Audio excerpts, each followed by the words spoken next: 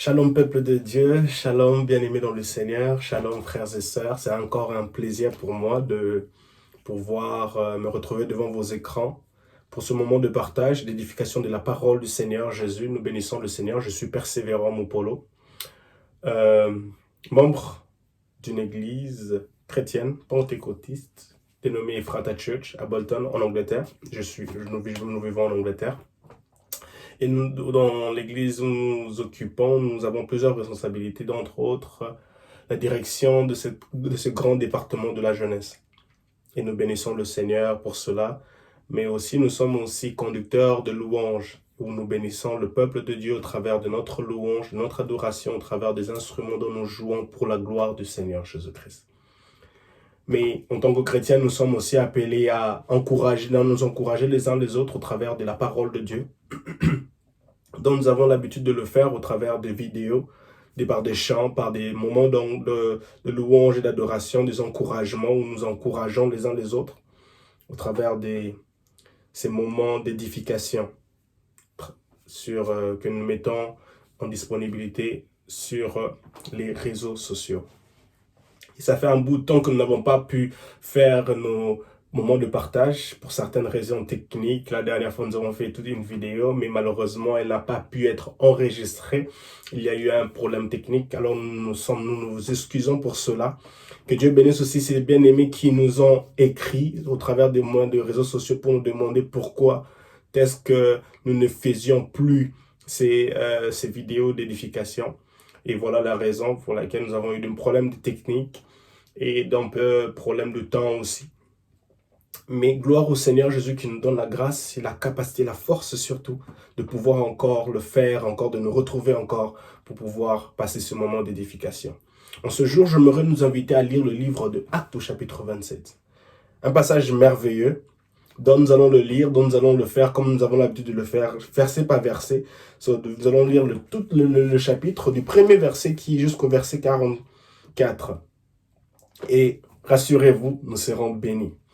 Ce soir, nous allons apprendre sur le leadership, l'évangélisation, la personnalité du chrétien, la désobéissance et l'obéissance, les avantages et les désavantages de cela, et combien nous pouvons être une bénédiction au milieu de plusieurs personnes, être une voie de changement, être une voie d'encouragement. Et ceci est très très important. Et on sait pas, dans cette histoire de Actes chapitre 27, l'acteur principal c'est Paul, où il se retrouve au milieu de plusieurs personnes, des inconnus, des personnes aussi, des incrédules, des non-chrétiens. Et ça peut être notre situation aussi. Mais aussi dans cette situation où il se retrouve, il y a tellement de problèmes, de difficultés dont ils sont en train de traverser. Et c'est au travers des vents impétueux. Que Dieu te bénisse, mon frère, ma soeur, qui est en train de suivre cette vidéo en ce moment. Rassurez-vous, vous serez abondamment bénis. Alors, sans plus tarder, nous allons commencer notre lecture dans déjà Actes chapitre 27. La Bible dit, verset 1, « Quand il fut décidé que nous partirions en bateau pour l'Italie, on confia Paul et quelques autres prisonniers à la garde d'un officier du bataillon impérial nommé Julius. » En fait, Paul doit être emmené, il doit comparaître à Rome devant l'empereur. Et ils doivent partir pour l'Italie par le moyen fluvial. Donc, ils doivent emprunter utiliser un bateau pour arriver en Italie. Et Paul est confié avec quelques autres prisonniers à la garde d'un officier qui s'appelle l'officier du bataillon impérial nommé Julius. Le verset 2 nous dit, nous sommes embarqués sur un navire d'Adramatite qui devait se rendre dans les ports d'Asie mineure et nous sommes partis. Nous avions avec nous Aristarque de Thessalonique en Macédoine. Là, on est en train d'expliquer, Paul est en train d'expliquer les circonstances, les personnes qui étaient présentes dans ce bateau qui est en train de se rendre pour l'Italie. Et verset 3 il dit, le lendemain, nous avons fait escale à Sidon. Julius, qui témoignait une grande bienveillance à Paul, lui a permis de se rendre chez ses amis pour recevoir leur aide. Une fois répartis de là, nous avons longé la côte de Chypre pour nous protéger des vents contraires. Verset 5, puis nous avons traversé la mer qui baigne la Sicile et la Pamphylie, et nous avons débarqué à Myra, en Lycie. Verset 6, là l'officier a trouvé un bateau d'Alexandrie qui était sur le point de partir pour l'Italie et il nous a fait monter à son bord. Pendant plusieurs jours, nous avons navigué lentement et c'est avec beaucoup de peine que nous sommes parvenus à la hauteur de Snid. Mais les vents ne permettaient plus d'avancer dans cette direction et nous sommes passés au sud de la Crète en doublant le cap Salmoné. Verset 8, nous avons eu du mal à longer la côte et nous sommes arrivés à un endroit appelé Beauport, près de la ville de Lacée. Nous pouvons voir déjà ici, à partir du verset 3 jusqu'au verset 8, qu'il y a certains itinéraires qui sont en train d'être pris. Ils quittent d'un point à un autre. Ils font différentes choses à différentes, à différents stops, où Paul va voir ses amis pour recevoir de l'aide. Ils arrivent à tel endroit, ils se retrouvent à tel endroit, ils passent plusieurs jours en train de naviguer. Ils changent de destination, ils se retrouvent là, d'entrer dans un autre bateau. Comme on le dit dans le verset 6, là, l'officier a trouvé un bateau d'Alexandrie. Donc, il devait quitter d'un point, de point A à B, et de B où il devait prendre un autre bateau qui va leur amener quelque part d'autre. Et c'est là où ils prennent le bateau d'Alexandrie qui était sur le point de partir pour l'Italie. Et ils sont montés à bord. Et le verset 7 nous dit, pendant plusieurs jours, ils ont essayé de naviguer lentement et avec beaucoup de peine.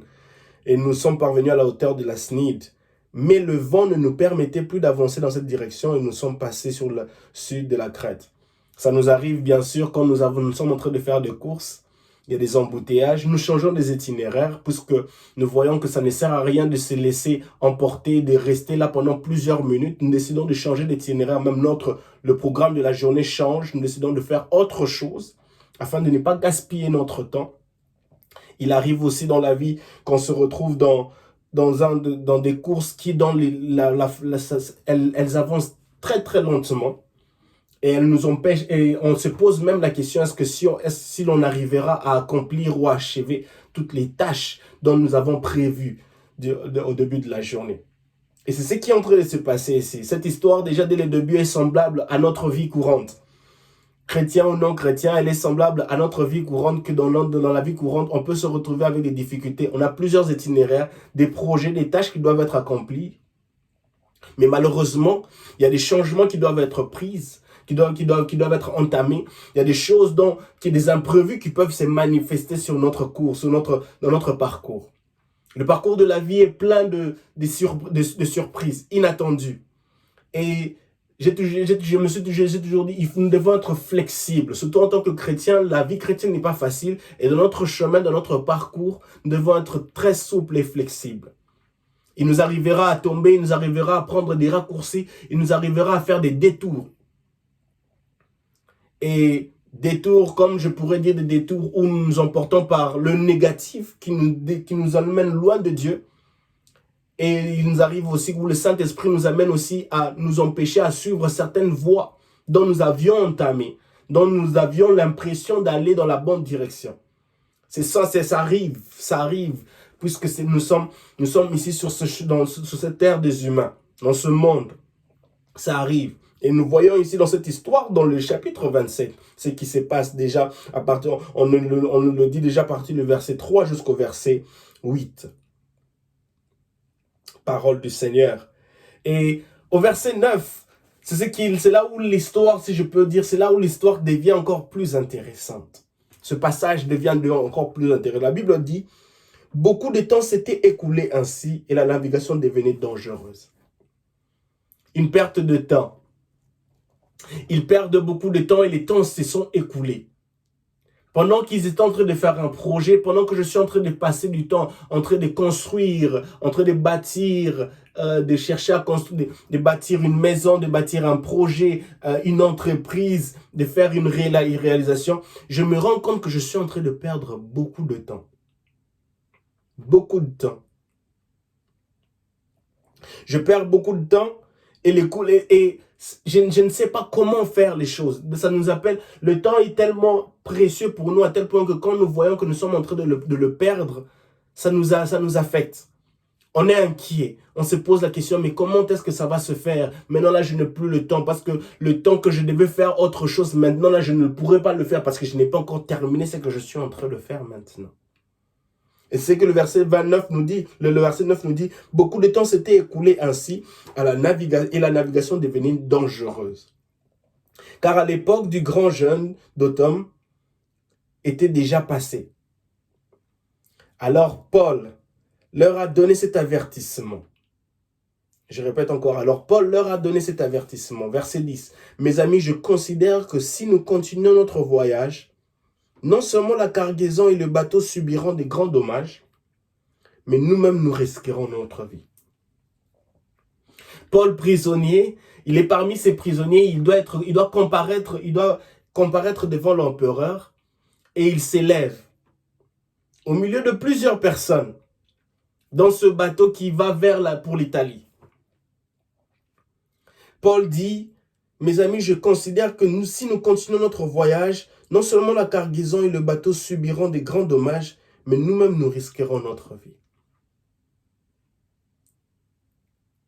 Paul réalise qu'ils ont tellement perdu du temps. Il y a ce vent violent, il y a ces tempêtes qui sont qui sont des vents qui ne le permettent pas d'avancer. Ces vents et marées qui ne le permettent pas d'avancer. Et la voix de Paul est là. Paul ose sa voix pour dire, je ne pense pas que nous devons aller. Dans la vie, il arrive où le Saint-Esprit, Dieu utilise des personnes pour nous, qui viennent tout auprès de nous, près de nous, pour nous dire, je ne pense pas que tu dois aller dans cette direction-là. Je ne pense pas que tu dois continuer sur ce chemin-là. Je ne pense pas que tu dois continuer dans ce projet-là. Je ne pense pas que tu dois continuer dans ces plans-là. Je ne pense pas que tu dois continuer à avoir cette même attitude, ce même comportement. Dans le cas de cette histoire, c'est par rapport à une direction. C'est par rapport à une destination. Paul dit clairement, je ne pense pas que vous devez aller là-bas. Je ne pense pas qu'on doit continuer ce chemin, notre voyage. Car non seulement la cargaison, qui est un bien matériel, mais aussi les vies des gens seront en danger. Nous la perdrons. Les cargaisons et les vies sont mises en risque. Et j'aimerais que nous puissions continuer. Le verset 11 dit ceci. Mais l'officier romain s'est fié plus à l'opinion du pilote et du patron du bateau qu'aux paroles de Paul. Je vais le répéter encore. Mais l'officier romain s'est fié plus à l'opinion du pilote et du patron du bateau qu'aux paroles de Paul. Ma question est celle-ci. À qui te fies-tu? À qui donnes-tu tes oreilles?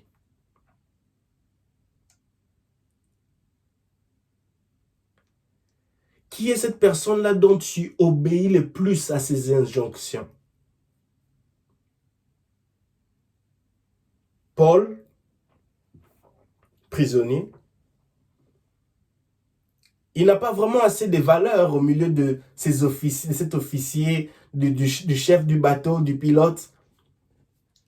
Parce que lui, il est restreint, il est prisonnier, il est privé de certaines choses.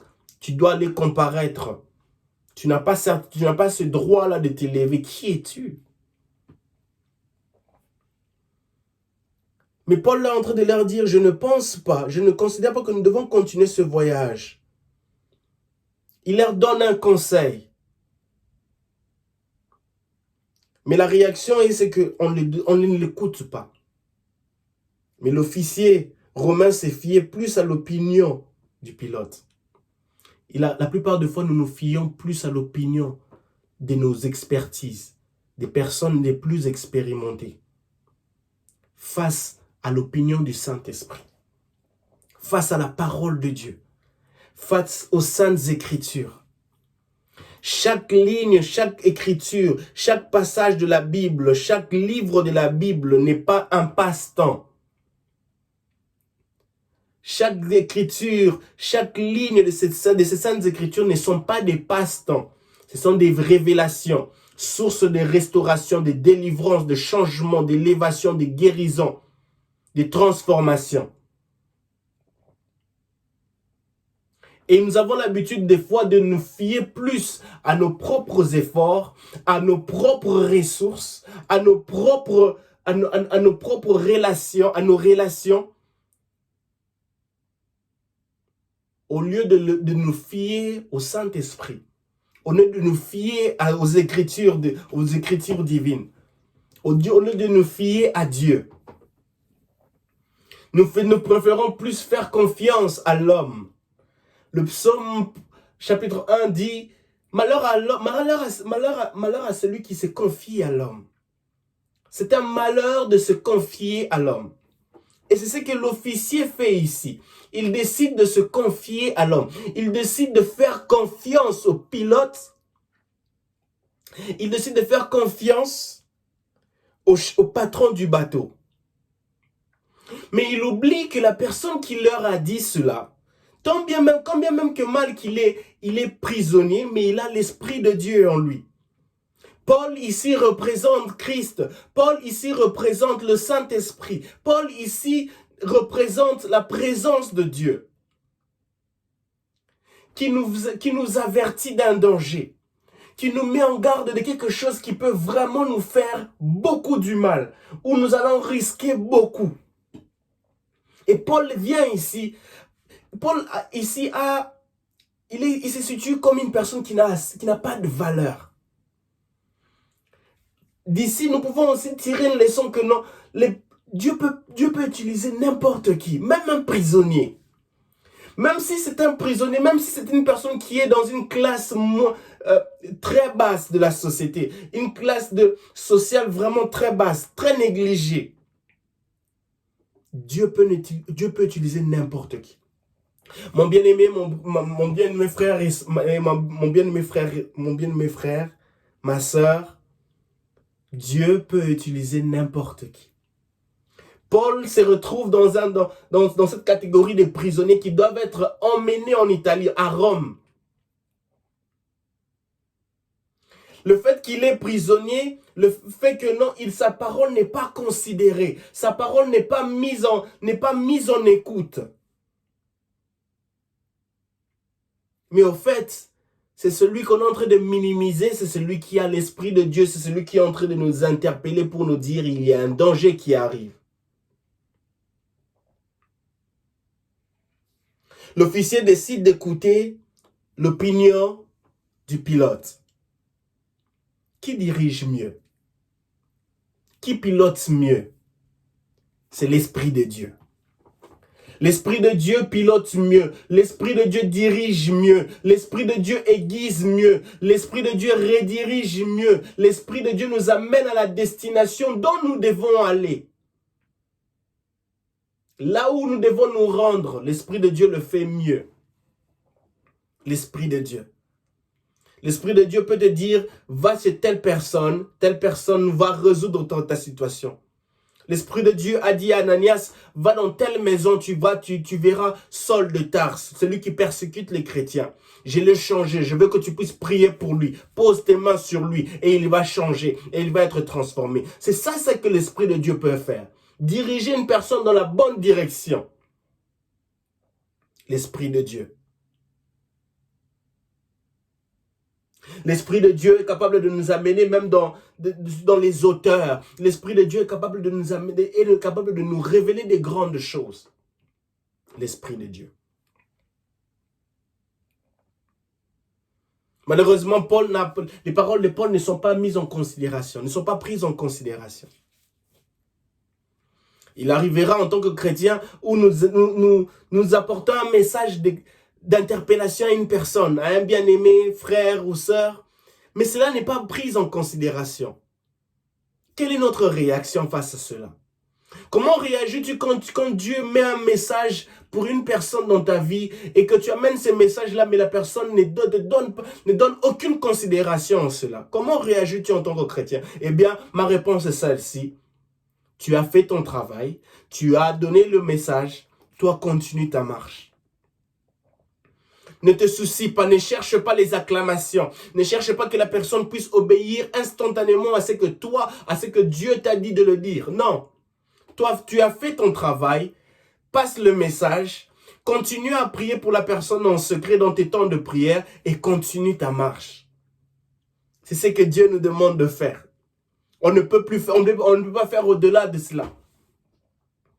Ça, c'est l'une des choses dans notre vie chrétienne. N'allons pas au-delà de ce que Dieu nous a demandé de faire. Dieu te demande de passer un message, passe-le. Ne cherche pas à devenir la personne populaire. Ne cherche pas à tirer une gloire quelconque. Ne cherche pas à voir que cette personne-là puisse s'agenouiller devant toi ou te vénérer. Non, tu as passé le message, prie pour cette personne et continue ta marche.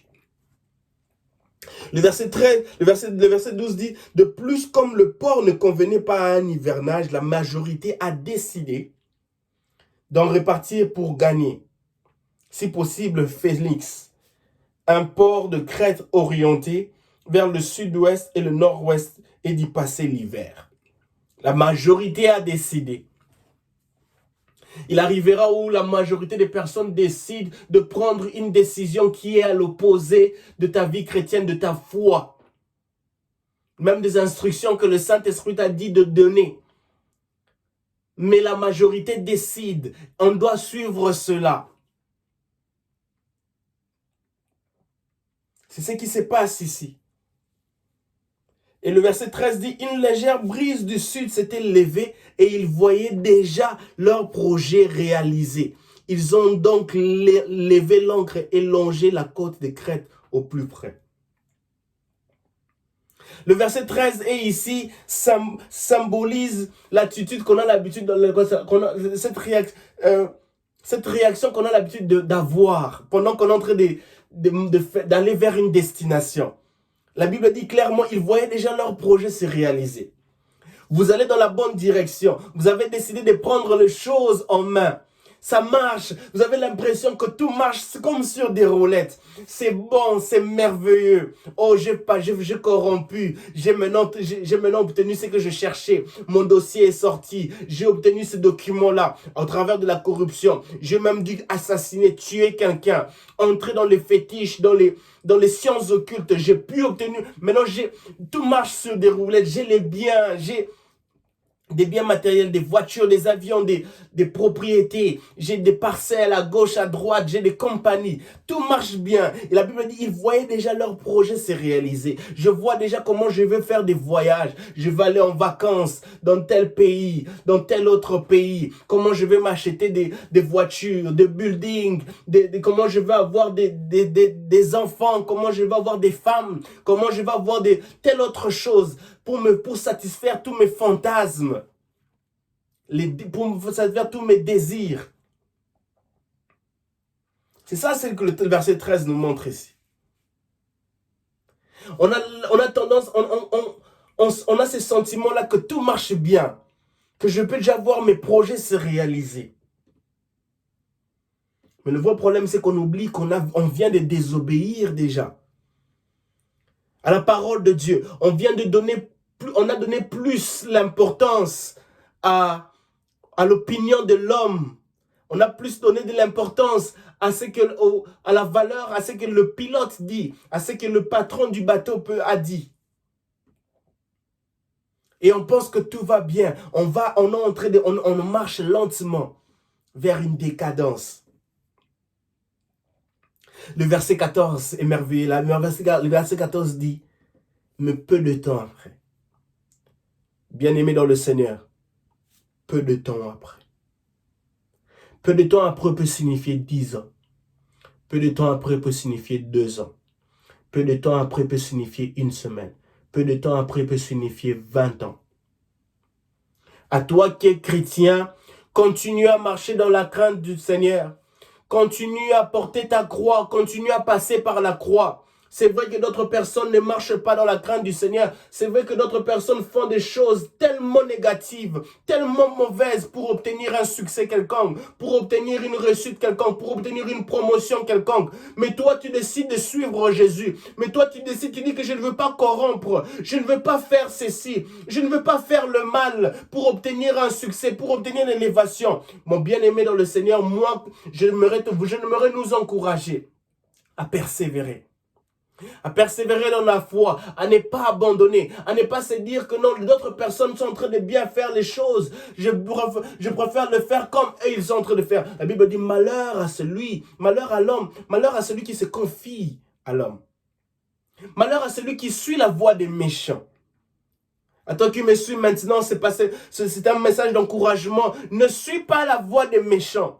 Tu penses qu'ils sont en train de voir leur projet se réaliser, mais écoute, mais peu de temps, dans peu de temps, mais peu de temps après, cela peut être 10 ans. Pendant 10 ans, toi, tu es en train de voir, ça, tu dois fournir tellement d'efforts pour obtenir quelque chose de si simple. Donc, eux, c'est dans ces autres personnes-là, au travers de leur voix, de leur mauvaise voix, ils peuvent juste cliquer d'un claquement de doigts. Ils obtiennent solution, ils obtiennent récompense, ils obtiennent exaucement, ils obtiennent la réalisation d'un projet quelconque. Mais pour toi, c'est encore dur. Mais écoute, malheur à celui qui suit la voie des méchants.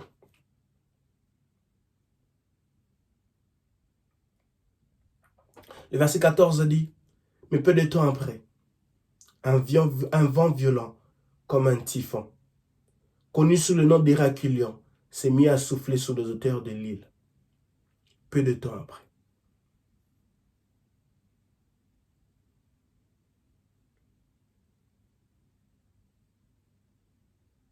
Peu de temps après. Vous savez, Jésus fait dans la parabole, dans les livres, dans les évangiles, par rapport à cette personne qui construit sa maison dans le sable. Et la maison qui est construite, qui a été construite sur des fondations solides. Construire une maison sur le sable est rapide. En un laps de temps, en une courte période, on a déjà une maison déjà. Mais le vrai problème, puisqu'elle n'est pas sur une fondation solide, quand le vent viendra, cette maison sera emportée. Elle est une maison, elle a été construite rapidement, elle n'a pas pris du temps. Mais toi, tu as décidé de mettre la fondation, d'avoir une fondation solide. Ça veut dire que ça prend du temps par rapport à la finalisation de la construction de ta maison. Mais en réalité, tu es en train de viser de quelque chose de plus grand. Tu es intentionnel, tu sais que quand un vent violent viendra, ma maison résistera. Prends ton temps de bâtir, d'avoir des fondations solides. Prends ton temps pour fortifier ta foi au travers des saintes écritures, de la parole de Dieu, de l'écoute de la parole de Dieu, de la participation dans l'assemblée des saints, pour les encouragements, pour les enseignements. Prends ton temps, fortifions, rassurons-nous que nous avons une fondation solide. Afin que tout ce que nous allons construire au-dessus de cela, puisse résister face aux vents et marées, puisse résister face aux vents violents. À toi qui es découragé, chrétien, laisse-moi te dire, continue à persévérer, continue à fortifier ta foi en ayant des fondations solides. Tes fondations solides viendront au travers de la parole de Dieu, au travers des temps de prière, au travers des temps de partage avec les bien-aimés frères et sœurs. Les fondations, cette fondation solide vient, ta foi deviendra solide. Plus tu passes du temps dans la présence du Seigneur, plus tu passes du temps dans l'assemblée des saints, dans la louange, dans l'adoration, plus tu passes du temps dans la méditation de la parole de Dieu. C'est alors que ta foi deviendra solide suffisamment. Et tu sauras résister au vent violent. Et c'est alors que tu te rendras compte que les personnes qui sont en train de courir vers des choses vaines, des personnes qui ne veulent pas écouter la parole de Dieu, qui ne veulent pas obéir à la voix du Saint-Esprit. C'est alors que tu te rendras compte que quand le vent violent viendra, ces personnes-là seront emportées. Ils ne résisteront pas. Les difficultés dont toi tu as traversé, quand eux ils traversent cela, quand eux ils traverseront cela, tu seras surpris de voir que ces personnes sont emportées en un clic. Mais toi, tu as surmonté cela. Mais toi, tu as surmonté cela avec des pleurs, des gémissements. Mais tu as pu surmonter cela. Mon bien-aimé frères et sœurs, ta persévérance n'est pas un passe-temps. Ta persévérance n'est pas une perte de temps. Ta persévérance dans la prière, ta persévérance dans la prière, ta persévérance dans la vie chrétienne n'est pas une perte de temps. Tu te fortifies, tu te rends fort, tu deviens encore de plus en plus solide, tu deviens de plus en plus encore une machine de bénédiction. Et sans te rendre compte, tu deviens une source de référence, de bénédiction pour toute une génération. La Bible dit au verset 15, le bateau était entraîné au large. Il ne pouvait pas résister au vent et nous avons dû nous laisser emporter à la dérive. Voilà les conséquences déjà de ne pas avoir écouté les paroles de Paul. Le bateau est entraîné. Les projets sont entraînés. Les plans, les projets, les biens matériels sont entraînés. Les courses, les processus, les différentes procédures, les différents projets, les différents contacts, relations sont entraînés par le vent. On ne sait pas quoi faire maintenant. Et la Bible dit clairement, et nous avons dû nous laisser emporter à la dérive. Parce qu'ils ne savent pas quoi faire, ils ne peuvent pas résister, ils ne peuvent rien faire face à ce vent. Le verset 16 nous dit, nous avons passé ainsi au sud d'une petite île appelée Koda. Comme elle nous abritait un peu du vent, nous avons en profité pour nous rendre maîtres du canot de sauvetage. Nous sommes parvenus à grande peine à le hisser à bord. Puis on a eu recours à des moyens de fortune. On a ceinturé tout le bateau de cordage. Comme on avait peur d'échouer sur les bancs de sable de la Syrte, on a jeté l'ancre flottante et l'on continuait ainsi à dériver. Ils sont encore en train de faire des efforts maintenant. Nous payerons des conséquences fortes lorsque nous n'écoutons pas Dieu. La Bible dit l'obéissance vaut mieux que le sacrifice. Nous payerons des conséquences fortes, énormes, lorsque nous n'écoutons pas Dieu. Nous serons là à faire tellement d'efforts, effort sur effort, effort sur effort. Mais si seulement si nous avions écouté Paul, si seulement si nous avions écouté le Saint-Esprit, si seulement si nous avions écouté ce frère, cette sœur-là qui nous a dit que Dieu lui avait dit que non, tu ne dois pas prendre ce chemin. Si seulement si nous avions écouté les paroles du Seigneur dans la Bible, ces saintes écritures, qui sont des écritures de révélation, de direction, d'interpellation. Si seulement nous avions écouté cela. Si seulement nous avions payé attention à cela. Nous ne serions pas maintenant là en train de payer des conséquences de cette dérive. Dérive dans la marche chrétienne. Tu ne sais pas où te retrouver. Tu as perdu le goût de la prière. Dérive dans la marche chrétienne, tu ne sais pas comment prier encore. Tu ne sais pas, tu as perdu le goût de la méditation de la parole de Dieu. Dérive dans le moment des prières. Tes prières sont devenues maintenant des prières éphémères, des prières de 1 minute, des prières vraiment terre à terre. Et chose bizarre, tu es consciente de cela, tu es consciente de cela. Consciente de cela, qu'il y a quelque chose qui ne marche pas. Il y a quelque chose there's something that went wrong. Il y a quelque chose qui est mal parti. Et maintenant, tu es sujet d'une dérive. Fruit d'une désobéissance. La plupart des fois, là où quand on se retrouve dans une dérive, c'est parce qu'il y a quelque chose que nous n'avons pas fait précédemment.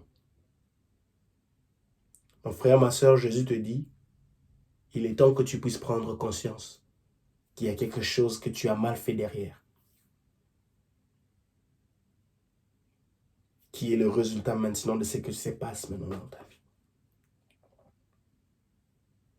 Verset 18 dit, Le lendemain, comme la tempête n'arrêtait pas de secouer le bateau avec violence, on l'a délesté d'une partie de sa, on a délesté une partie de sa cargaison. C'est-à-dire maintenant que non, ils sont en train de jeter maintenant toutes les cargaisons. Ils doivent se débarrasser des cargaisons parce que le bateau est en péril. Le fait de se débarrasser des cargaisons, c'est-à-dire qu'ils ont perdu l'espérance. Il n'y a plus d'espérance. Les choses sont en péril. Eux qui pensaient déjà arriver à réaliser leur projet, tous leurs désirs de leur cœur, maintenant se retrouvent en train de balancer toutes les cargaisons à l'eau.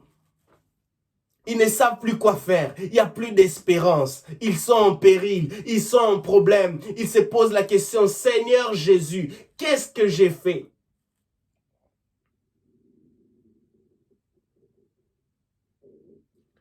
Cela me rappelle l'histoire de Jonas. Jonas est en train de ronfler dans le bateau. Mais là au-dessus, les gens sont en train en péril, ils sont en train de jeter leurs biens. Parce que le vent, ce vent violent est en train d'emporter le bateau, à gauche, à droite. Ils sont à la merci. Ils sont en danger. Ils craignent pour leur vie. Et ils perdent espoir. Ils commencent à balancer tout leur bagage, tout ce qu'ils avaient de précieux pour alléger les bateaux.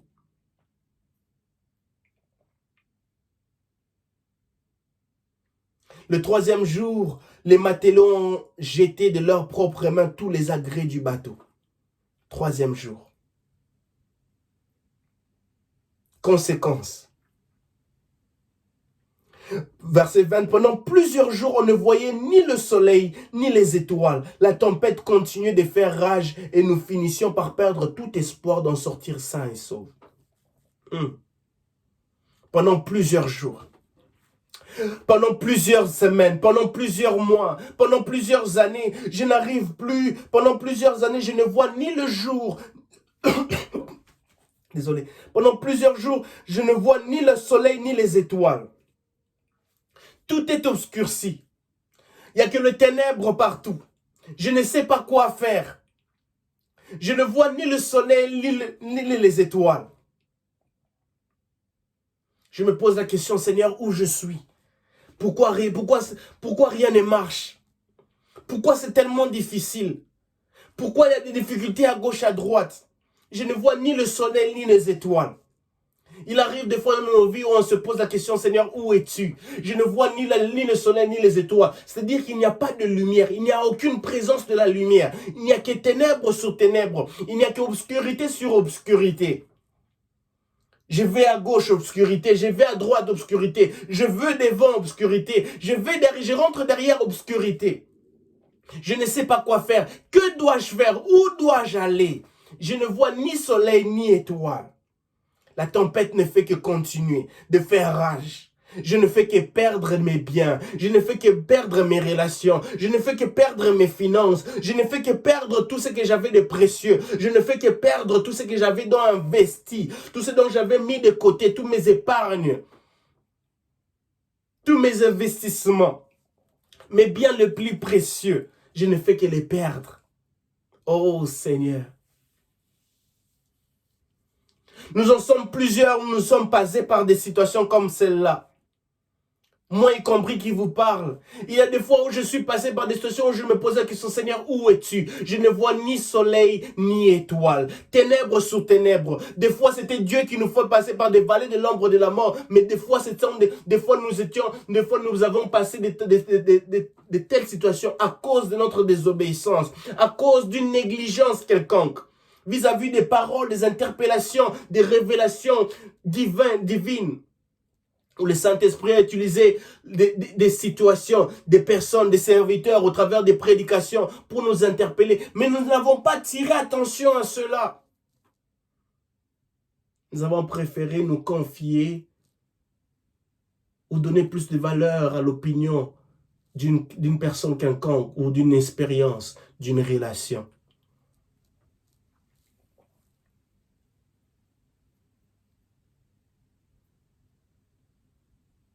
Le verset 21 dit, « Il y avait longtemps qu'on n'avait plus rien mangé. » Comment voulez-vous qu'il puisse manger? Ils sont en péril, ils ont des difficultés énormes qu'ils ne pouvaient même pas s'y attendre. C'est impossible pour eux de manger. C'est impossible pour eux de se mettre à manger, à prendre quelque chose. Parce qu'il y a la peine, il y a des difficultés. Ils ne pouvaient pas s'attendre à tel point qu'ils puissent passer par une telle situation. Vous savez, quand on est attristé, quand on est en train de passer par des situations difficiles, manger n'est plus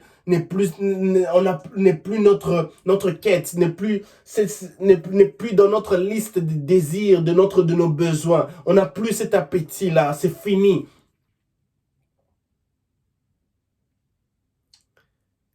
Et ce que j'aime au verset 21. La Bible dit, alors Paul, debout au milieu d'eux. Bien-aimé dans le Seigneur, notre Dieu s'est restauré. Oh, alléluia. Bien-aimé dans le Seigneur, notre Dieu, l'Éternel, notre Dieu s'est restauré. Les mêmes Paul qui, dans ses paroles, n'avaient pas été prises en considération, dont ses paroles avaient été négligées, dont ses paroles avaient été mises de côté pour donner plus de valeur à l'opinion du pilote et du patron du bateau, ce même Paul revient encore au verset 21. Tu as peut-être décidé de suivre la voie des hommes. Mais le Dieu qui t'a créé est tellement miséricordieux, plein d'amour, fidèle à lui-même. Il revient encore.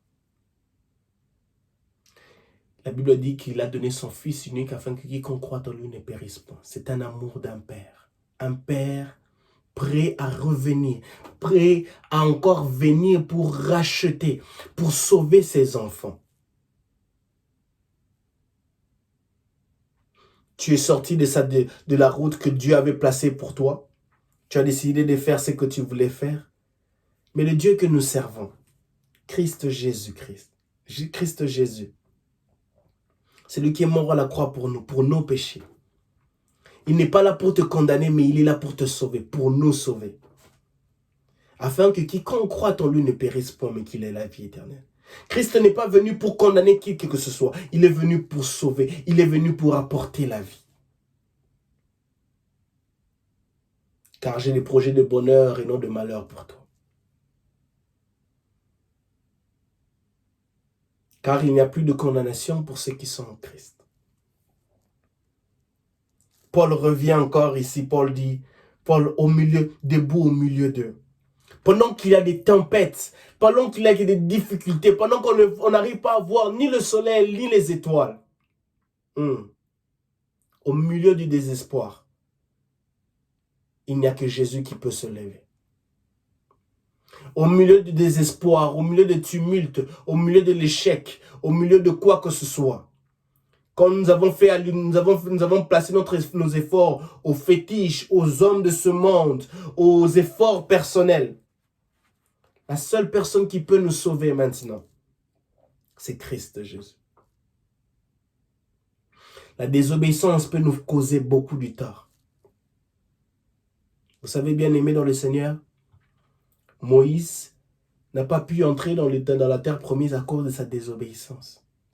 Dieu lui a dit clairement, Moïse, dis, parle sur le rocher. Et l'eau jaillira de ce rocher. Mais Moïse n'a pas voulu faire cela. Moïse a pris son bâton et il a frappé le rocher. L'eau est sortie de ce rocher. Gloire à Dieu. Mais Moïse a désobéi. Et il a payé la conséquence. Comme conséquence, Dieu leur a dit, tu n'entreras pas dans la terre promise. Bien-aimés dans le Seigneur, Dieu veut que nous puissions nous reposer dans son repos, si je dois le dire comme ça. Dieu veut que nous puissions demeurer dans son repos. J'ai ma porte fermée ici. Je suis sur cette chaise. C'est un peu comme Dieu me dit, persévérant, dis un mot et cette porte s'ouvrira. Tu n'as pas à faire des efforts à t'élever et à prendre ta main et à appuyer sur le poignet. Obéir à Dieu est si simple.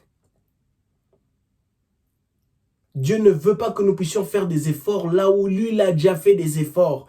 Il a déjà rempli, il nous rend la tâche facile. Il nous veut obéir. Il ne veut que nous puissions simplement obéir. Moïse parle. Dis seulement un mot. Mais Moïse décide de faire un effort physique, désobéissance. Cela veut dire qu'il ne croit même pas à celui qui l'a envoyé, à ce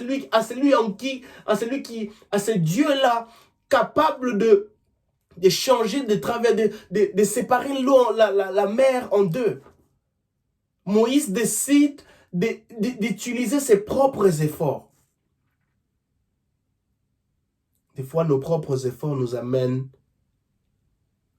à notre propre décadence, désastre, désavantage.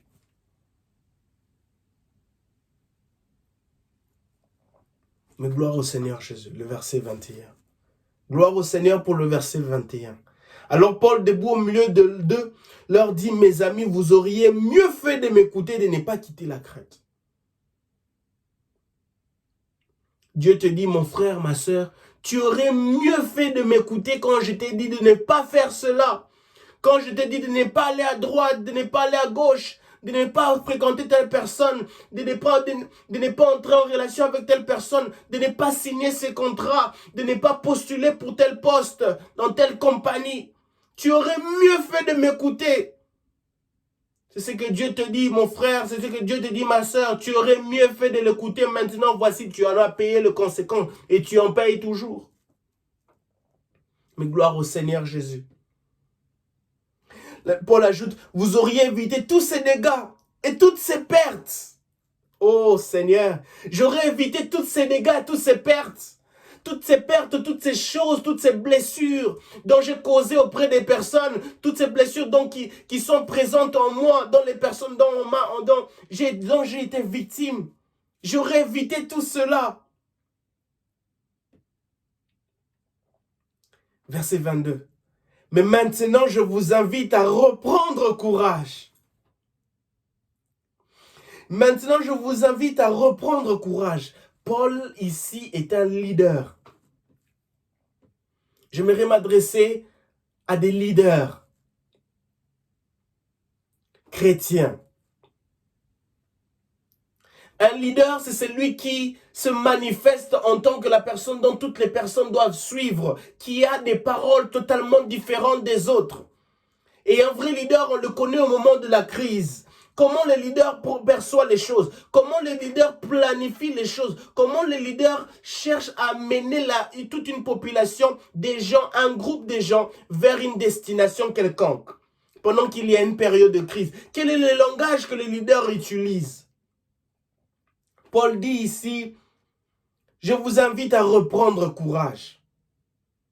Paul les encourage. Il n'est pas un leader qui décourage, mais un leader qui encourage. Car aucun de vous ne perdra la vie, seul le bateau sera perdu. Il leur dit donc, prenez courage, ça veut dire, c'est-à-dire, ça ne sera pas facile. Vous savez, dans le livre de Josué, Dieu dit à Josué plusieurs fois, prends courage et fortifie-toi. C'est-à-dire que ça ne sera pas facile. Prends courage veut dire, tu dois assumer tes responsabilités. Prends courage veut dire, ce n'est pas le moment de désespérer, d'abandonner. Parce que abandonner veut dire, tu perdras tout. Tu dois assumer les responsabilités, que tu dois payer la conséquence de ta faute. Mais en ce moment, prends courage pour en sortir la tête haute. Même dans cette voie de la conséquence. Prends courage veut dire ne pas abandonner. Prends courage veut dire, ça veut dire que tu ne vas pas esquiver cela. Oh non, Seigneur, éloigne de moi cette coupe. Non, tu dois traverser cela, mais tu dois prendre courage. Prendre courage veut dire que non, Dieu sera absent. Non, il sera là. Mais tu dois assumer tes responsabilités. Dieu ne brossera pas les dents pour toi. Dieu ne prendra pas les téléphones pour appeler les gens pour toi. Tu dois appeler les personnes. Comment je dois faire ceci pour sortir de telles relations? Tout en faisant confiance en Dieu, Dieu t'accordera la force, il te rassurera qu'il est là maintenant, il t'a pardonné, il a pardonné tes péchés, il t'a pardonné de tes fautes, du fait que tu ne l'as pas écouté. Mais tu dois assumer tes responsabilités pour savoir que j'ai commis la faute, je me suis retrouvé dans ces pétrins, j'ai perdu beaucoup de choses.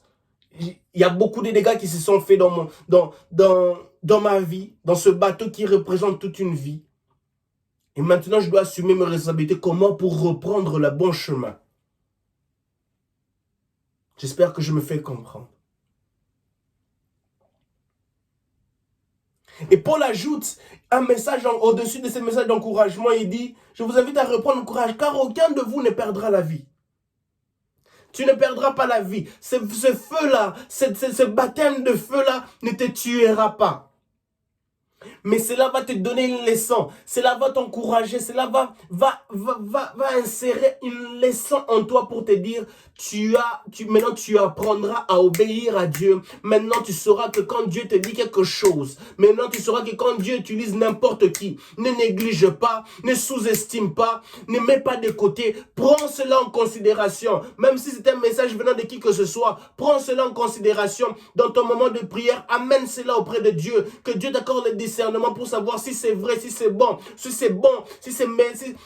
tu dois écouter cela. Il est temps pour nous de comprendre ces choses, bien-aimés dans le Seigneur.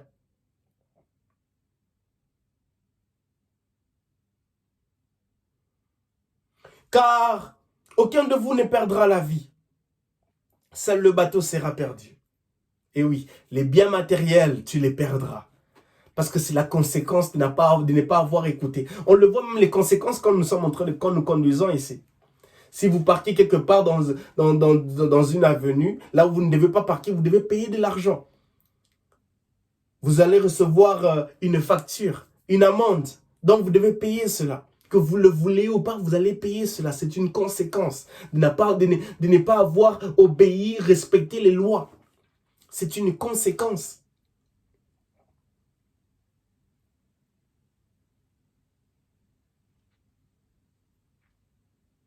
Le verset 23. En effet, cette nuit, un ange de Dieu, du Dieu à qui j'appartiens. Gloire à Jésus. En effet, cette nuit, un ange du Dieu à qui j'appartiens et que je sers s'est présenté devant moi. Paul se retrouve au milieu de plusieurs personnes, des prisonniers.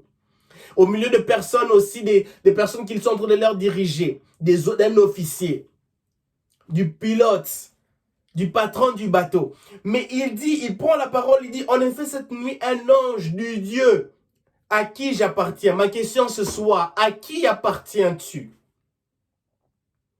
Mon bien-aimé frère, ma bien-aimée sœur, ma question ce soir, à qui appartiens-tu? Je me reparler de notre appartenance en tant que chrétien. À qui appartenons-nous? Paul ici est en train de mettre en expertise, il est en train de mettre en avance son appartenance. À qui il appartient? Qui est son Dieu? Il dit à qui j'appartiens? Mon bien-aimé, ma soeur, mon bien-aimé frère, ma bien-aimée soeur, à qui appartiens-tu? Appartiens-tu à Dieu? Appartiens-tu à un Dieu qui est vivant? Appartiens-tu à un Dieu qui restaure? Appartiens-tu à un Dieu qui délivre? Appartiens-tu à un Dieu qui change, qui restaure? Ou appartiens-tu à un féticheur, ou à une science, à une secte, à un groupe des personnes sataniques, machiavéliques, des personnes occultes? À qui appartiens-tu? Appartiens-tu à un groupe de personnes qui vénèrent des esprits ancestrales? À qui appartiens-tu? À qui appartiens-tu? On appartient à un groupe de personnes.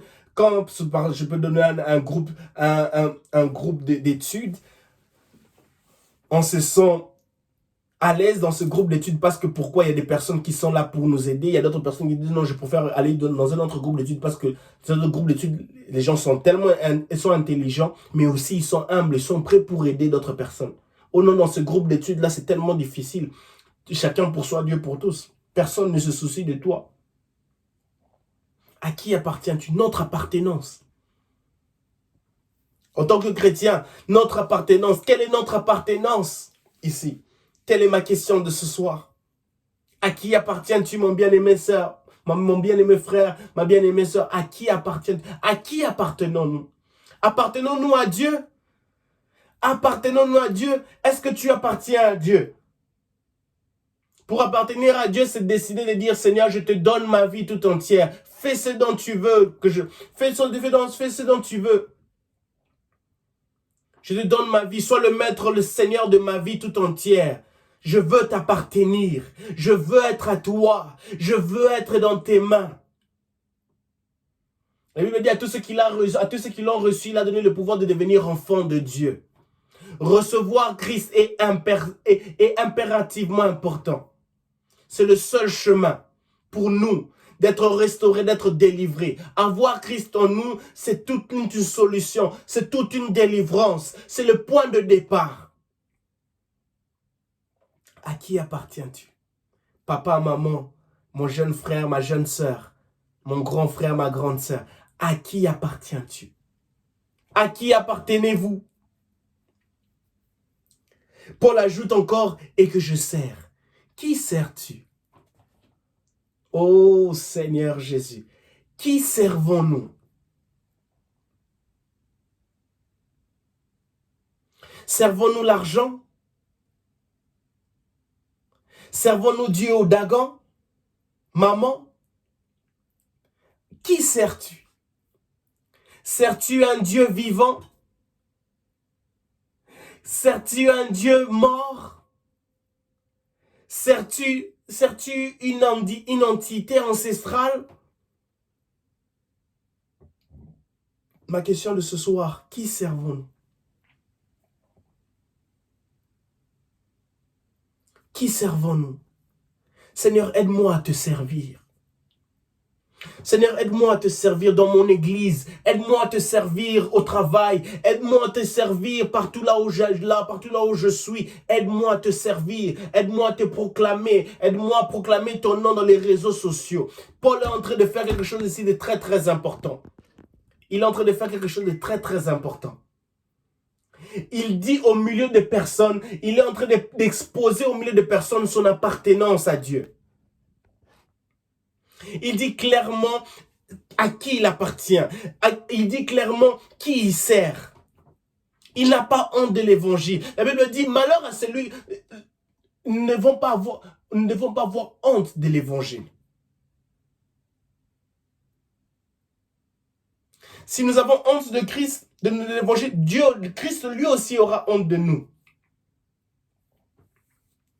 Paul se retrouve au milieu de plusieurs personnes qui sont dans le désarroi, dans le désespoir, ils ne savent pas quoi faire. Mais Paul dit d'abord, il dit qu'il y a un ange de Dieu à qui il appartient, dont il sert activement, avec passion. Paul met en avant son appartenance, ses fonctions. Il n'a pas honte de le dire. Vous savez, dans des situations comme pareilles, personne ne peut te dire tais-toi. Puisque tout le monde est dans le désarroi, personne ne sait quoi faire. On a besoin de quelque chose de plus fort. On a besoin d'un secours. On a besoin d'une parole qui va nous secourir, d'une idée qui peut nous secourir. Et Paul se lève encore. Le fait que Paul se lève encore, elle symbolise encore cet acte de rédemption que Dieu a fait. L'homme a péché, Adam et Ève ont péché, le péché est entré dans le monde. La seule alliance, ce qui s'est fait, c'est pas c'est fait. Mais Dieu a décidé d'envoyer son fils Jésus afin que tout le monde soit sauvé, afin que quiconque croit en lui soit sauvé. Afin qu'il n'ait plus de condamnation, afin qu'il n'ait plus aucune loi. En Christ Jésus, il y a plénitude de grâce et de vérité. La loi de Moïse condamnée, mais Christ Jésus est venu avec la grâce et la vérité afin que nous soyons libres. Afin que nous soyons libres. Notre Dieu est un rédempteur. Notre Dieu est un Père plein d'amour et prêt pour nous racheter. Dieu a dit à Moïse, j'ai entendu les cris des enfants en Israël. Notre Dieu entend nos cris. Notre Dieu voit quand nous sommes en train de périr. Notre Dieu voit quand nous sommes en train de traverser des situations, des zones d'ombre, où il n'y a ni soleil, ni étoile. On se pose la question, mais où est Dieu? Lui, Dieu, notre Dieu, oui, le Dieu qui a créé les cieux et la terre, il entend et il voit cela.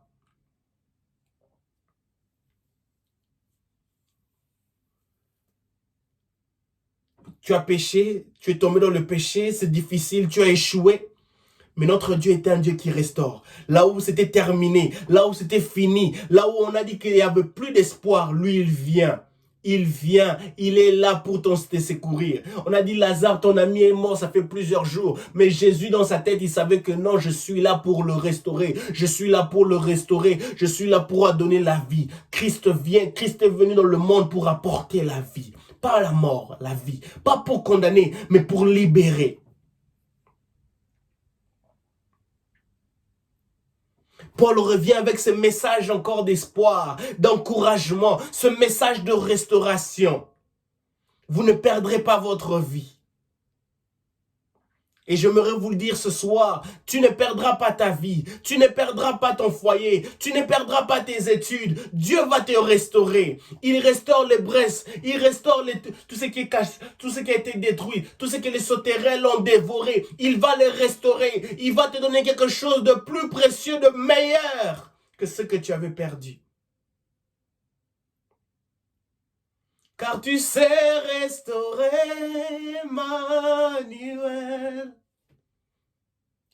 Car tu sais restaurer, Emmanuel. Oui, il sait restaurer. C'est son domaine. C'est son domaine. Restaurer, c'est le domaine de Dieu.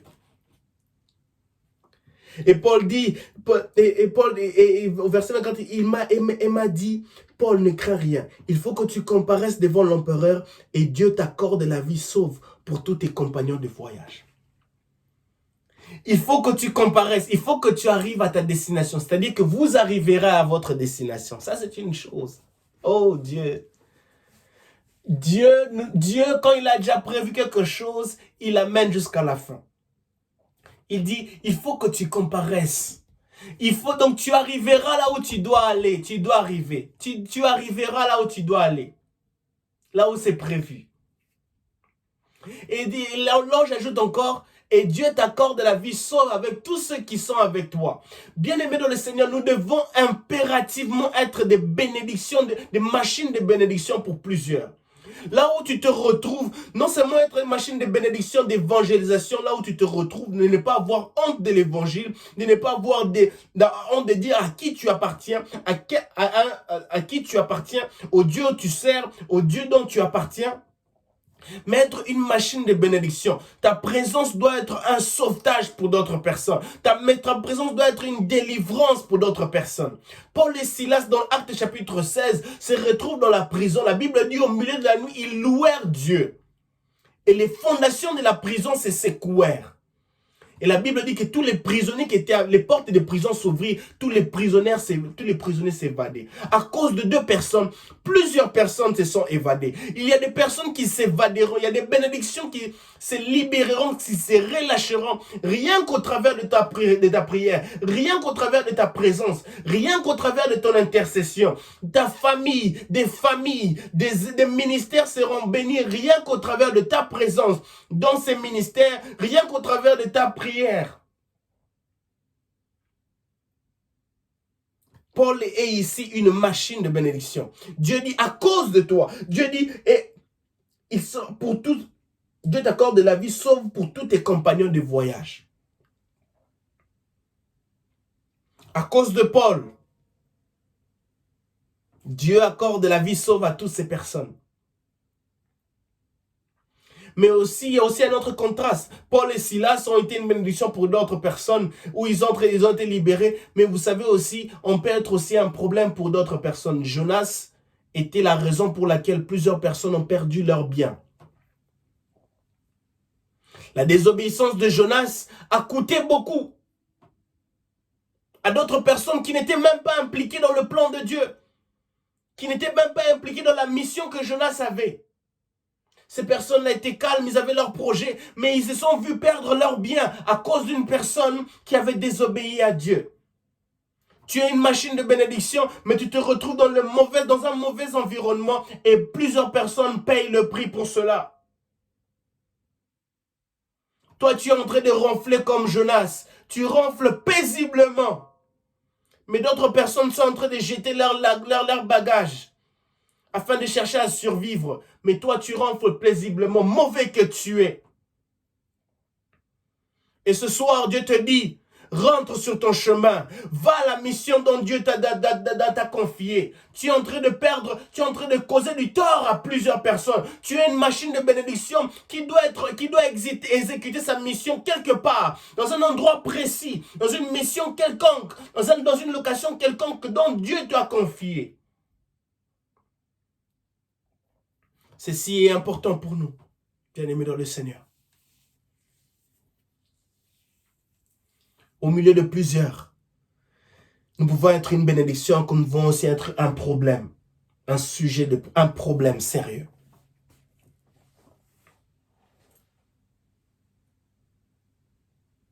Le verset 27 dit, c'était la 14e nuit que nous étions entrés ainsi ballottés sur l'Adriatique. Quand vers le milieu de la nuit, les marins ont eu l'impression qu'on approchait d'une terre. Après que Paul s'est levé au milieu de plusieurs personnes, c'est ainsi que les choses changent. Ils sentent maintenant qu'ils sont en train d'approcher vers une terre. Et qui ont passé 14 jours. Les marins ont l'impression qu'on approchait d'une terre. Ils ont jeté la sonde et ont découvert que le fond était à 37 mètres. Un peu plus loin, ils ont recommencé, ils ont trouvé le fond à 28 mètres. Verset 29, comme ils avaient peur de voir le bateau s'écraser sur quelques rives, ils ont jeté 4 ancres à l'arrière en attendant avec impatience la venue du jour. Le verset 30. Alors les marins qui voulaient s'enfuir du bateau ont commencé à mettre à la mer le canot de sauvetage, sous prétexte d'aller amarrer un ancre à l'avant. Mais Paul dit à l'officier romain et aux soldats, attention, si ces hommes ne restent pas à bord, vous ne pourrez plus être sauvés. Deuxième parole de Paul. La première, il les avait dit de ne pas voyager. La deuxième ici, cette fois-ci, il leur dit, si ces hommes quittent ce bateau, vous ne pourrez plus être sauvés. Cette fois-ci.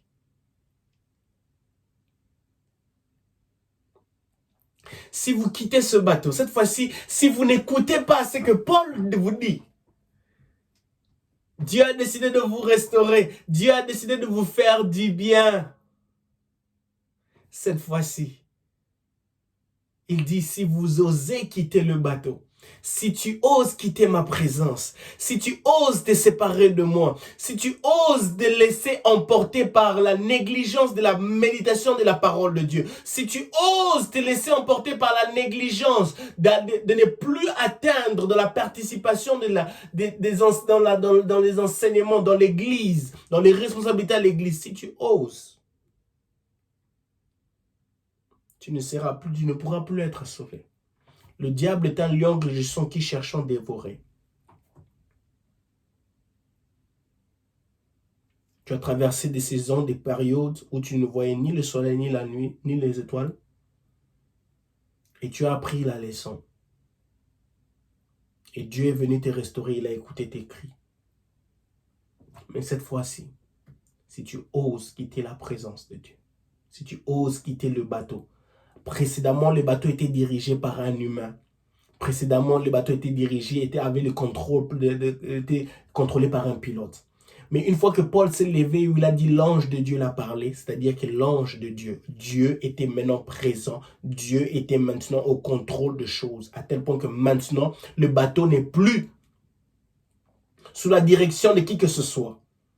Puisque quand Paul a terminé à parler, ils ont remarqué qu'ils approchaient maintenant, ils ont senti qu'il y avait la terre, ils ont senti que la présence de la terre. Cette fois-ci, ce n'est plus le bateau, ce n'est plus ce n'est plus le pilote qui dirige, mais c'est Dieu lui-même qui dirige le bateau. N'ose pas sortir. N'ose pas sortir de la bergerie. L'Éternel est mon berger, je ne craindrai de rien. Si tu sors de la bergerie, tu te retrouves à la merci de toi-même. Et le diable est un lion rugissant cherchant qui dévorer. Ne sors pas de la bergerie. N'ose pas sortir de la bergerie. Cette fois-ci, je prendrai une meilleure attitude, une meilleure résolution. Comme ils avaient peu de...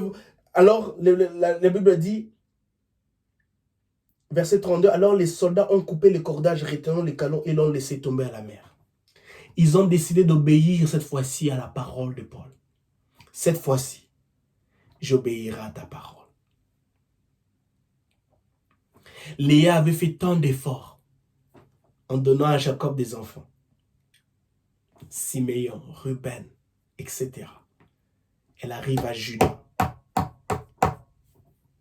Vous savez, on peut faire tant des efforts. Efforts humains, effort humain. On n'obtient aucune reconnaissance, aucun résultat, aucun changement, aucune appréciation. Mais elle arrive à Judas, elle dit, cette fois-ci, je louerai l'Éternel. Elle donne le nom de Judas. Cette fois-ci, je louerai. Donc, ça dit, cette fois-ci, c'est fini et c'est fini. Je ne chercherai plus la quête, l'obtention. Je ne chercherai plus les acclamations, l'appréciation des hommes. Je ne chercherai plus à donner de la valeur aux opinions, à l'expertise, à l'expérience des pilotes ou du patron du bateau. Mais cette fois-ci, je donnerai plus l'attention à obéir aux commandements de Dieu, aux instructions de Dieu, aux paroles de Dieu. Cette fois-ci, je donnerai plus mes oreilles à Dieu. Et c'est ce que ces personnes ont fait. C'est ce que ces personnes ont fait. Le verset 33, en attendant que le jour paraisse, Paul encourage tout le monde à manger. Voilà 14 jours, leur dit-il, que vous êtes dans l'attente sans rien prendre à manger. Je vous encourage donc vivement à prendre la nourriture maintenant. Vous avez besoin pour vous tirer de là. Encore une fois, croyez-moi, aucun de vous ne perdra un cheveu de sa tête. Bien-aimé dans le Seigneur, Paul est un leader. Chrétien, nous sommes appelés à être des leaders au milieu des personnes païennes. Quand les païens n'ont aucune parole d'espoir, d'encouragement pour le futur. Nous devons être des chrétiens qui disent qu'il y a de l'espérance pour notre futur en Jésus-Christ. Que celui qui est en nous est plus fort que celui qui est dans le monde. Que Dieu n'a pas un projet de malheur ni de malheur, mais il a un projet de bonheur pour nous. Nous devons venir avec des paroles d'espérance, des paroles de joie, des paroles de délivrance. Soit doivent sortir de nos bouches. Nous devons venir avec des paroles d'encouragement, de changement. Pas de paroles de destruction, bien-aimés. Pas de paroles de destruction, mon frère, ma soeur. Nous devons être des chrétiens leaders qui changent les parcours, qui changent les choses. Et c'est ce que Paul fait. Au milieu de plusieurs personnes. Paul s'élève, emprisonné. Il a un langage totalement différent. Même les marins maintenant l'écoutent. Ça faisait 14 jours qu'il n'avait pas mangé. Il les encourage de manger. Encourageons les gens. Soyons des leaders qui encouragent les gens. Les personnes qui sont tout autour de nous. Que ce soit 10 personnes, 20 personnes, 30 personnes. Cherchons à les encourager. Encourager à lire la parole de Dieu. Encourager à venir à l'église. Encourager à vivre la vie chrétienne. Encourager à persévérer dans leur foi. Encourager à écouter les paroles, les prédications. Encourager à vivre Jésus-Christ. Encourager à porter leur croix. À passer par la croix, pas par les pseudo-prophètes, pas par des féticheurs, pas par des charlatans, mais par la croix, par Jésus, par la parole sainte, en lisant les saintes écritures, parce que chaque écriture, chaque ligne de la parole de Dieu possède une puissance restauratrice, de délivrance, de changement, de transformation.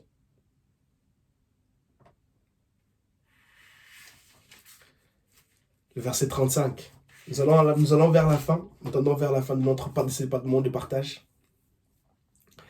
Après avoir ainsi parlé, il prit du pain, il a remercié Dieu devant tous, puis il a rompu le pain, a commencé à manger.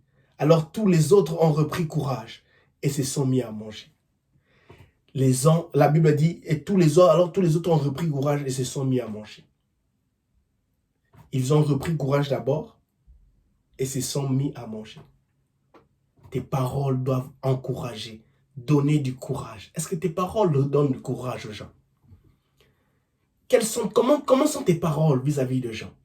Est-ce que ce sont des paroles qui découragent? On peut bien faire des remarques, mais est-ce que la façon dont nous faisons des remarques, c'est pour encourager ou pour décourager, ou pour frustrer la personne? Soyons des leaders chrétiens, soyons des personnes qui encouragent les gens à s'élever, à être encouragés, à avoir encore une passion, un désir d'encore de suivre Jésus.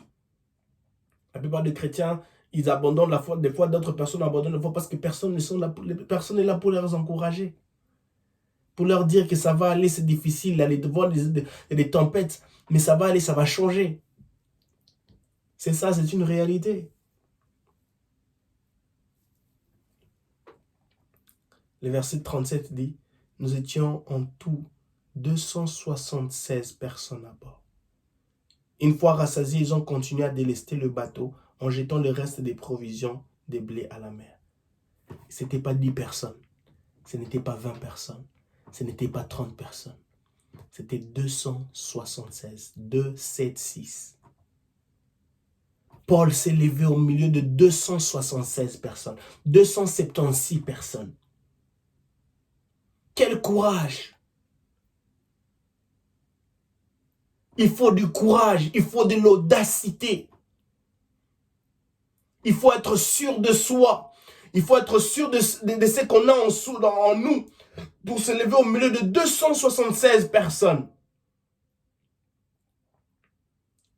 Il a un message totalement différent au milieu d'une multitude de personnes. Pas de 100 personnes, pas de 200 personnes, mais de 276 personnes, 276 personnes. Paul se lève avec un message totalement différent, un message de courage, et tout le monde l'écoute.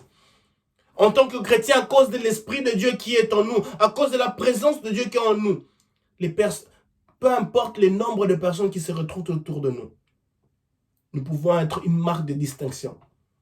Nos paroles peuvent changer le cours des choses. Nos paroles peuvent encourager. Nos paroles peuvent délivrer. Nos paroles peuvent transformer. Bien-aimé dans le Seigneur, tu te retrouves au travail, dans un environnement universitaire, à l'église, à l'école, au collège, dans ton quartier, dans tes avenues, dans tes relations. Sois comme Paul. Lève-toi et parle. Lève-toi et proclame Jésus. Lève-toi et encourage. Lève-toi, soit la voix, soit cette voix de bénédiction, soit cette voix de délivrance, soit cette parole d'encouragement, de changement, de transformation, soit cette voix de restauration, soit ce langage qui amène la vie, soit ce langage qui amène la bénédiction, soit ce langage qui amène la transformation. Lève-toi et parle. N'aie pas honte de l'évangile. La parole de Dieu dit, bénis soient les pieds de ceux-là qui apportent l'évangile, de ceux-là qui proclament l'évangile. Dieu va te bénir, Dieu va t'abandonner. Moi qui est en train de faire cette vidéo, je sais qu'il y a une personne quelque part qui regardera cette vidéo, qui sera bénie, que dont Dieu va toucher, le Saint-Esprit va encore toucher, va fortifier pour proclamer la bonne nouvelle au milieu, au travail, dans les réseaux sociaux. N'abandonne pas, proclame Jésus. Paul n'a pas honte de l'évangile. Il se retrouve au milieu de 276 personnes. 276 personnes sont en train de l'écouter. Écouter une personne qui a un langage différent. Des fois, il arrivera que Dieu permettra qu'on passe par des situations comme ça afin que nous puissions être des Paul. Tu te poses la question, Seigneur, pourquoi je suis en train de passer par des choses comme ça? Mais il y a une des choses que nous devons mettre en tête. Dieu permettra que nous passions par des situations difficiles afin que nous puissions être des Paul. Tu es un Paul. Tu es une Paul. Tu dois te lever. Tu as une parole différente. Ne sous-estime pas ces paroles qui sont en toi. Dieu n'a pas mis ça en toi pour rien. Il n'a pas gaspillé son temps. Il n'a pas perdu son temps. Le Saint-Esprit est en train de faire jaillir toutes ces paroles qui sont dans ton cœur. C'est parce que ces paroles doivent sortir de ta bouche. Tu te retrouves dans un environnement où les gens ont besoin de tes paroles d'encouragement, tes paroles de bénédiction, tes paroles, tes prières. Bien-aimé dans le Seigneur, Dieu a besoin de toi. Tes paroles, tes approches. Nous allons prier. Tendre Père, je te dis merci. Seigneur, fais de nous, Seigneur, que nous soyons, Seigneur, d'épaule. Au milieu du désespoir, au milieu d'un désastre, au milieu d'une situation, Seigneur Père éternel, impérieuse, difficile. Seigneur, je te prie que tu nous fortifies. Seigneur, je te prie que tu nous aides, Seigneur, à avoir un langage totalement différent. Seigneur, que nous ne puissions pas avoir honte de l'évangile, de proclamer Jésus, de dire aux personnes à qui nous appartenons, à un Dieu puissant, que nous appartenons à un servant, à un Dieu vivant comme Daniel l'a fait, Seigneur, pour dire au roi que j'appartiens, que je sers un Dieu qui a créé, le Dieu qui a créé les cieux et la terre. Pour dire, Seigneur Père éternel tout-puissant, à Potiphar, Seigneur, au Pharaon, que le Dieu qui me parle, le Dieu qui me donne ses capacités de voir des songes, c'est celui qui a créé les cieux et la terre. C'est le Dieu vivant, le Dieu de mes pères. Seigneur, aide-moi à ne pas, Seigneur Père éternel tout-puissant, Seigneur, désobéir, à toujours prêter attention à tes paroles, à toujours prêter attention à tes préceptes. Aide-moi, Seigneur, à me laisser emporter par toi. À ne pas me laisser emporter, Seigneur, par les pulsions, par les, Seigneur, Père éternel, les opinions des gens de ce monde. Oh, Dieu Tout-Puissant, Seigneur, je t'en supplie, je t'en prie, Père éternel, Dieu Tout-Puissant, je t'en prie, je t'en supplie, oh Dieu, aide mon frère et ma sœur à prêcher l'évangile. Aide mon frère et ma sœur à prêcher l'évangile au milieu d'une multitude, au travail, partout là où nous nous retrouvons, Seigneur. Aide-nous, Seigneur, à ne pas nous emporter, à ne pas, Seigneur, Père éternel Tout-Puissant, t'abandonner, à ne pas te désobéir, Seigneur Jésus. Aide-nous à te servir, Seigneur. Aide-nous à être des leaders chrétiens qui encouragent et qui encouragent des personnes, Seigneur, qui sont dans des difficultés, qui encouragent, qui prient, qui intercèdent, qui viennent au secours de ceux-là qui sont, Seigneur, dans le désespoir, dans des difficultés, Seigneur. Merci pour ta parole et bénis ton peuple au nom de Jésus. Amen.